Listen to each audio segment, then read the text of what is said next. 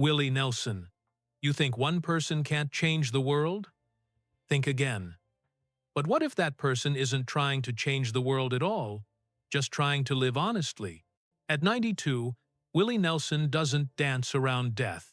He stares it down, shrugs, and says something that stops you cold. He's not afraid to go when his time comes. Why? Because he's already lost so much that nothing left can terrify him anymore. Willie's life reads like a country ballad, written in barbed wire and bourbon. Born the 29th of April 1933 in Abbott, Texas, he learned early that the world doesn't always stick around. His parents, Ira and Merle Nelson, left him and his sister with their grandparents when times got tough. A 6-year-old watching your mother walk away will learn two things fast. Love can vanish, and you can't count on other people to keep promises. Those early wounds didn't heal, they shaped him. His grandparents, William and Nancy Smothers, gave him a guitar and a refuge. Music became the one thing that wouldn't betray him.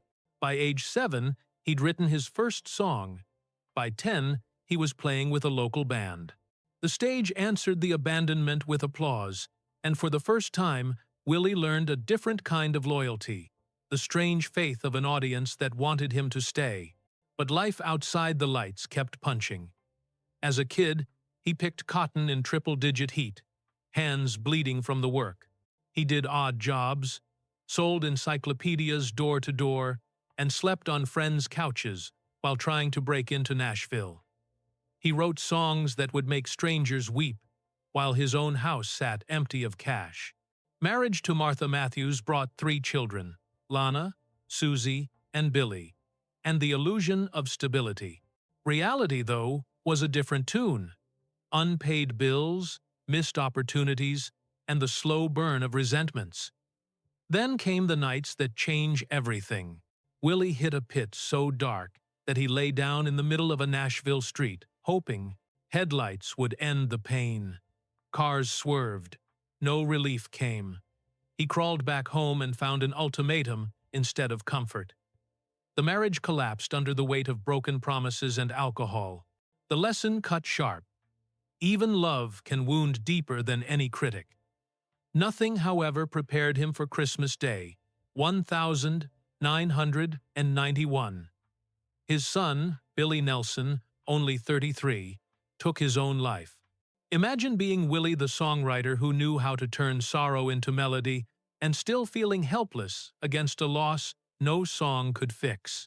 He replayed conversations, hunted for signs he missed, and sat through the funeral with a silence that said more than any speech.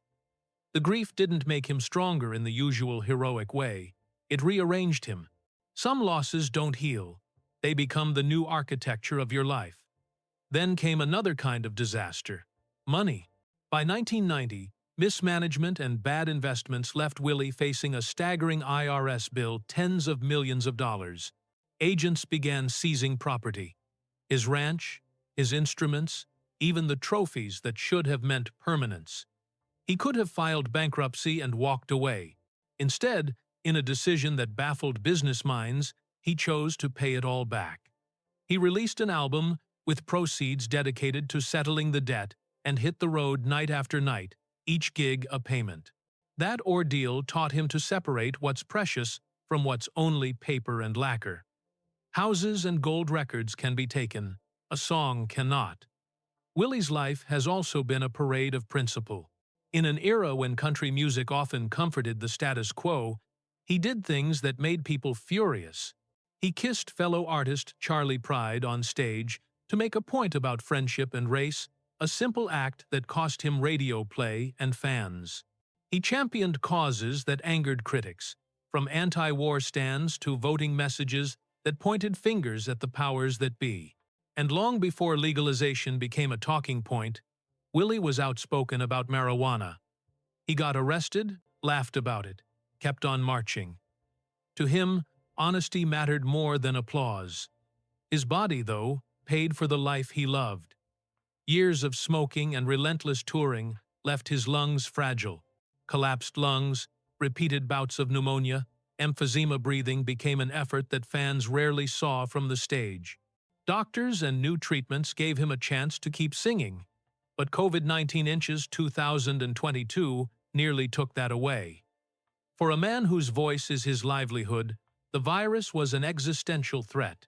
Intensive home care, antivirals, antibodies.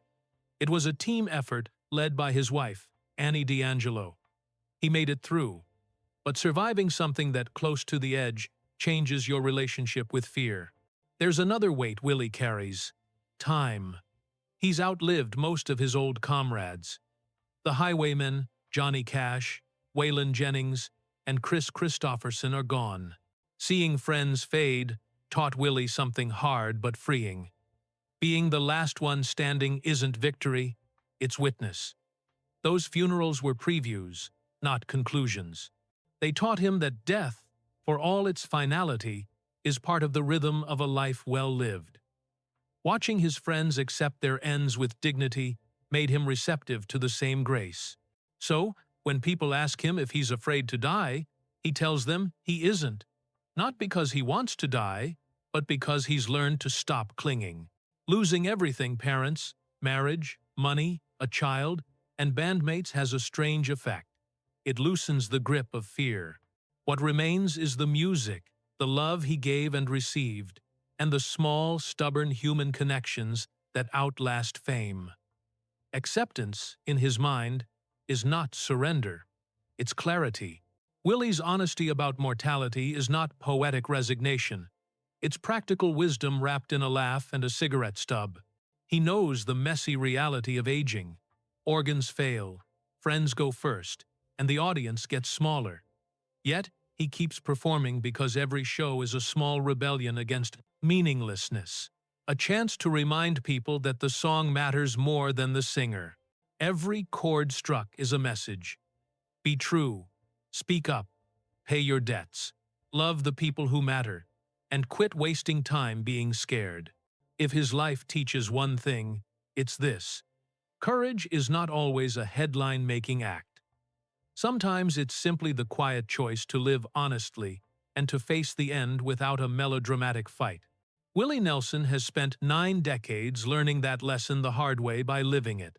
And maybe that's why people still line up to see him, not for nostalgia, but for truth. Willie doesn't pretend to have escaped pain. He's simply learned how to carry it with grace. When he sings "On the Road Again," it's no longer just a tour anthem. It's a prayer for motion, a promise that life, no matter how fragile, keeps rolling forward. And when the final curtain falls, whenever it does, you can bet he'll meet it the same way he's met every other storm. Guitar in hand, smile on his face, and no fear in his heart.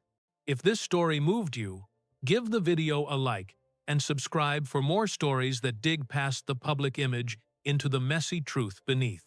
Life is short, the songs last longer, and like Willie, we're all here for as long as we're here.